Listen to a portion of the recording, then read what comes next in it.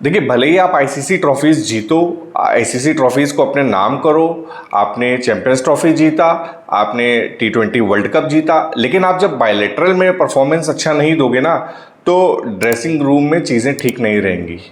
Player के अंदर जब तक आप श्योरिटी पैदा नहीं करोगे ना कि मैं कोच हूँ, मैं आपको बैक करता हूँ, तुम्हारी परफॉर्मेंस कैसी भी हो, मैं कैप्टन हूँ, मेरा प्लेयर ये है, मैं तुम्हें बैक करूँगा, कोच के सामने भी, बोर्ड के सामने भी मैं श्योरिटी देता हूँ कि भाई तुम खेलो। तो जब तक प्लेयर के अंदर ये श्योरिटी नहीं आएगी और वो अंदर बाहर होंगे ना, तो चीज़ें ऐसे ही निकल के सामने आएंगी, जो मैं आपसे इस वीडियो में डिस्कस करने वाला हूँ।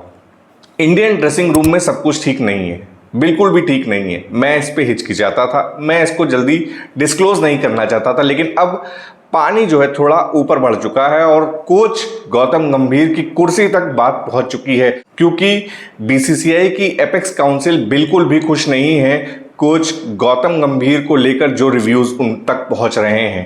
कंप्लेंट्स पहुंची हैं बीसीसीआई एपेक्स काउंसिल तक, तो अब थोड़ी निगरानी बढ़ गई है। यानी मैं सीधे तौर पे कहूं तो कोच गौतम गंभीर पर प्रेशर बढ़ गया है या बढ़ा दिया गया है, क्योंकि कई ऐसी चीजें निकलकर सामने आने लगी हैं।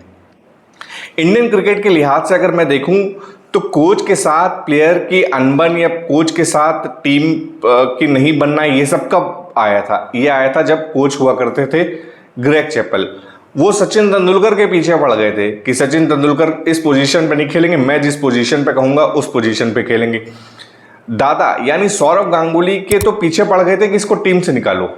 मतलब जिस बंदे ने बतौर कप्तान टीम इंडिया का पूरा माइंडसेट बदल दिया हो, हम घर पे हारते थे, बाहर जाके जीतने लगे, फिर घर पर भी हमारा डोमिनेंस चालू हो गया, टेस्ट क्रिकेट में हम चुनौती देने लगे, लॉर्ड्स में टी शर्ट फहराने लगे, उस कप्तान को ग्रेग चैपल निकालने पे तुल गए तो निकाल ही दिया था। गांगुली ने फिर कमबैक किया।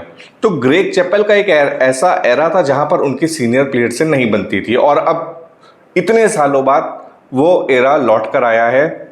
कोच गौतम गंभीर के बारे में कुछ सीनियर प्लेयर्स की तरफ से बीसीसीआई की एपेक्स काउंसिल तक ये बात पहुंची है कि इनका बर्ताव ठीक नहीं है, बिल्कुल ठीक नहीं है, और खासकर तब जब आप मैच हार जाते हो, क्योंकि ये मैच हारने को लेकर बहुत ज़्यादा खफा हो जाते हैं, नाराज़ हो जाते हैं और सारी जिम्मेदारी प्लेयर्स पर डाल देते हैं, ये खुद जिम्मेदारी नहीं लेते। मतलब हमने कई बार प्रेस कॉन्फ्रेंस में गौतम गंभीर के मुंह से, खुद उनकी प्रेस कॉन्फ्रेंस में ये सुना है कि मैं वही कोच हूँ जिसने आपको चैंपियंस ट्रॉफी जिताई, जिसने टी20 वर्ल्ड कप जिताया, एशिया कप जिताया। लेकिन गौतम गंभीर को ये मानना पड़ेगा कि आप भी वही कोच हैं जिसने न्यूजीलैंड से क्लीन स्वीप करवा दिया, बॉर्डर गावस्कर ट्रॉफी 3-1 से हार गए, साउथ अफ्रीका ने क्लीन स्वीप कर दिया। और ये सिर्फ रेड बॉल की बात नहीं है, हम वाइट बॉल में भी कोई बहुत बड़ी सीरीज गौतम गंभीर के टेन्योर में नहीं जीत पाए हैं, जो हकीकत है। आप उठा के देखिए, जब गौतम गंभीर ने अपना कोचिंग पीरियड शुरू किया, टेन्योर शुरू किया, तो पहली ओडीआई सीरीज ही श्रीलंका में हारे थे, वहां पर हार मिली, और वहीं पे कप्तान सूर्य कुमार यादव की पहली सीरीज थी जिसको वो दर्ज करते हैं टी20 में। लेकिन ओडीआई सीरीज टीम इंडिया हारी थी और वो हार का सिलसिला चला। हम कोई बहुत बड़ी टीम के अगेंस्ट नहीं जीते हैं, एक साउथ अफ्रीका को छोड़ दें तो, वो भी घर पर। हम कोई बाहर जाके ओडीआई सीरीज जीत के नहीं आए। इंग्लैंड ने हमारा अभी सफाया किया, 2-1 से हारे, लॉर्ड्स में 400 रन लग गए। टी20 में भी बहुत अच्छा नहीं, देखिए आप जीत तो रहे थे जब तक सूर्य कुमार यादव थे, फिर आयरलैंड में भी आप हारे और उसके बाद आप इंग्लैंड में भी हारे, वहां पर भी आपको एक भी मैच जीतने को नहीं मिला। तो ओवरऑल सिर्फ रेड बॉल की बात नहीं है, अगर व्हाइट बॉल में भी हम ये बड़े टूर्नामेंट्स हटा दें और बायलैटरल सीरीज पे देखें तो हमारे हक में चीजें नहीं आई हैं, जिसके लिए अब कोच गौतम गंभीर को लोग निशाने पे लेने लगे। बीसीसीआई एपेक्स काउंसिल तक जो बात पहुंची उसमें सीधे तौर पे ये कहा गया है कि गौतम गंभीर का रवैया जब जैसे ही टीम हारती है एकदम से चेंज हो जाता है, तो सारा का सारा ब्लेम जो है डाल देते हैं प्लेयर्स पे कि तुमको ऐसे मना किया था, ऐसे मत खेलो, ये सिचुएशन है, इस सिचुएशन में ऐसा खेलना चाहिए था, इस सिचुएशन में ये करना चाहिए था, ये क्यों किया, वो क्यों किया। ये सारी चीजें ड्रेसिंग रूम से अब बाहर आ गई हैं एक रिपोर्ट के जरिए, और बीसीसीआई एपेक्स काउंसिल तक ये पहुंची है। वहीं सीनियर खिलाड़ियों का नाम तो नहीं लिया गया, लेकिन उनके जरिए भी बीसीसीआई एपेक्स काउंसिल तक ये बात पहुंची गई है कि बिल्कुल ऐसी ऐसी चीजें हैं। और इस वक्त टीम इंडिया में सीनियर प्लेयर्स कौन है ये आप सब जानते हैं, मुझे नाम लेने की भी जरूरत नहीं है। और मैं नाम इसलिए भी नहीं ले रहा हूं क्योंकि उस रिपोर्ट में भी नाम नहीं है, सीनियर प्लेयर्स ही का जिक्र है। और हम सब जानते हैं, सब, चाहे इस वक्त क्रिकेट देखने वाला कोई ना भी हो वो भी बता देगा इस वक्त इंडियन क्रिकेट टीम में जो सीनियर्स हैं वो कौन है। कि अब मैं क्यों कह रहा हूं कि गौतम गंभीर पर दबाव बढ़ने लगेगा। देखिए, हम सब जानते हैं कि उनका टेन्योर 2027 वर्ल्ड कप तक है और बीसीसीआई ऐसा बहुत कम ही करता है कि बीच टाइम पीरियड में या बीच टेन्योर में उसको सैक कर दे। गौतम गंभीर के साथ भी ऐसा होगा मुझे लगता नहीं है, लेकिन दबाव बढ़ेगा क्योंकि आप रेड बॉल में बहुत अच्छा परफॉर्म नहीं कर रहे हैं। आपके सामने एक चुनौती भी है कि वर्ल्ड टेस्ट चैंपियनशिप में आपको जगह बनानी है तो 9 टेस्ट मैच बचे हैं, वो जीतने होंगे। और दूसरी बात ये कि जब कोच गौतम गंभीर बनाए गए थे, कोच टीम इंडिया की कमान उन्होंने संभाली थी बतौर कोच, तो उनको सारी चीज़ें जो वो चाहते थे वो सब दी गई थी।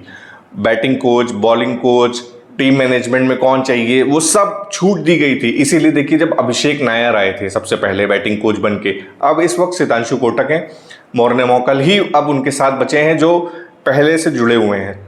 रेयान टेंडोशे भी चले गए, तो धीरे धीरे उनके साथ आए हुए लोग भी अब जा रहे हैं। उसके पीछे कारण क्या था? देखिए, रेयान टेंडोशे का कोई ऐसा फील्डिंग वाला टेन्योर नहीं था कि उनका टेन्योर पूरा हो गया। रेयान टेंडोशे खुद जाना चाहते थे। टी दिलीप का टेन्योर पूरा हुआ था और टी दिलीप जो है द्रविड़ के समय से थे। तो अभिषेक नायर गए, सितांशु कोटक आ गए, अभी तक सिर्फ मोर्ने मोकल गंभीर के साथ बचे हुए हैं।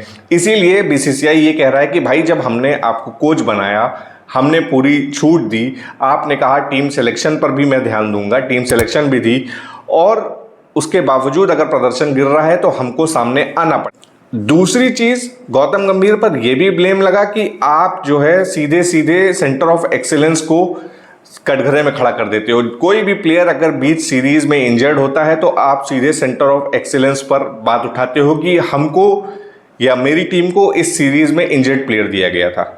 अब जैसे लॉर्ड्स ओडीआई से पहले जसप्रीत बुमराह इंजर्ड हो गए थे, तो इसी तरह का, ये मैं सिर्फ एक एग्जांपल के तौर पे समझा रहा हूं। अगर इसकी बात वहां पे रखेंगे गौतम गंभीर एपेक्स काउंसिल के सामने, तो ये कहेंगे कि हमको तो सेंटर ऑफ एक्सीलेंस ने इंजर्ड प्लेयर दे दिया।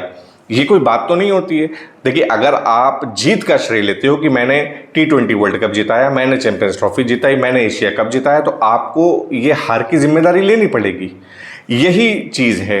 और देखिए, अब बहुत ज़्यादा दबाव बढ़ता जा रहा है क्योंकि ऐसी सीरीज़ें हैं सामने जिनको सिर्फ जीतना ही नहीं है, अच्छे मार्जिन से जीतना है, वर्ल्ड टेस्ट चैंपियंस में जगह बनाना है। और उसके बाद सबसे बड़ा इवेंट आ जाएगा 2027 वर्ल्ड कप, जहां पर टीम इंडिया को परफॉर्म करना है। बड़े जो सीनियर प्लेयर्स हैं उनका ख्वाब है जीतना कि रिटायर होने से पहले टीम इंडिया के लिए ओडीआई वर्ल्ड कप जीते हैं। वो ओडीआई वर्ल्ड कप जो 2023 के फाइनल में सिर्फ एक कदम से दूर हो गया था।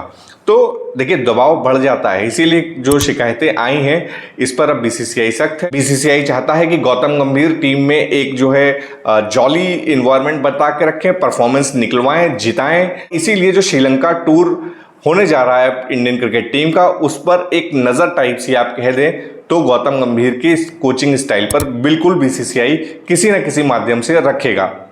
क्योंकि बीसीसीआई एपेक्स काउंसिल तक जो बात पहुंची है, उनको बीसीसीआई हमेशा इससे पहले भी सीरियस ही लेता हुआ आया है, क्योंकि एपेक्स काउंसिल तक बात पहुंचना यानी वाकई कहीं ना कहीं कुछ ना कुछ लूप होल है, ऐसे ही कोई बात नहीं पहुंची है।